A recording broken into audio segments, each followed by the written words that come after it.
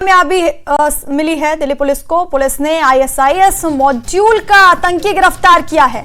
आतंकवादी की पहचान रिजवान अली के रूप में हुई है। जांच एजेंसी एनआईए ने उस पर 3 लाख रुपए का इनाम घोषित किया था।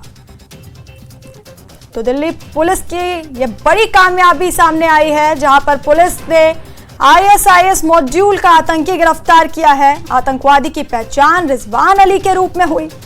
जांच एजेंसी एनआईए ने उस पर 3 लाख रुपए का इनाम घोषित किया था। तो दिल्ली से ये आईएसआईएस का आतंकी गिरफ्तार किया गया है।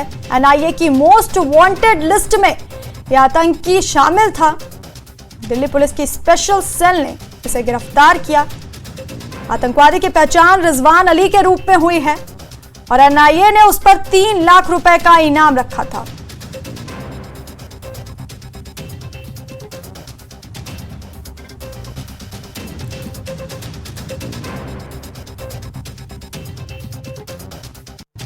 दिल्ली पुलिस की स्पेशल सेल ने एक ऐसे आतंकी को गिरफ्तार किया है जिसकी तलाश केंद्रीय जांच एजेंसी एनआईए के द्वारा पिछले काफी समय से की जा रही थी।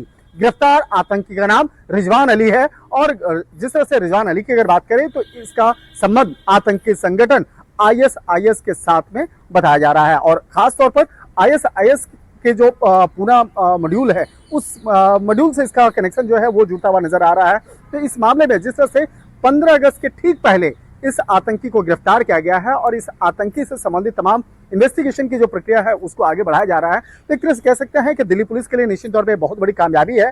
लेकिन जब इस मामले में आरोपी को कोर्ट के पेश किया जाएगा, उसके बाद इस आरोपी के बारे में बताया जाएगा कि इसके खिलाफ किस तरह से तमाम सबूतों को इकट्ठा किया गया है, किस तरह से इस मामले में तमाम जो पूछताछ की प्रक्रिया हुई है और खास तौर पर जब इस आतंकी का इंट्रोगेशन रिपोर्ट बनेगा तो उसके बाद निकल के कई जो राज हैं वो सामने आ सकते हैं। और खास तौर पर यह जानना बेहद जरूरी है कि इस आतंकी का किन किन राज्यों में कनेक्शन है और किन किन लोगों के संपर्क में था।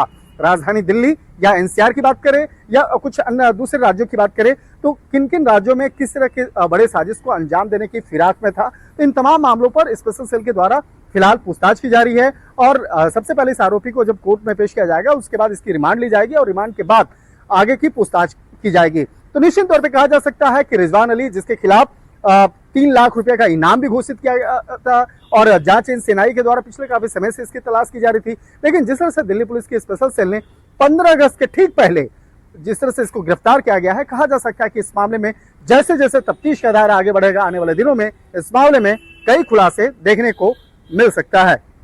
वीडियो जर्नलिस्ट सोनू मंडल के साथ शंकर आनंद, न्यूज।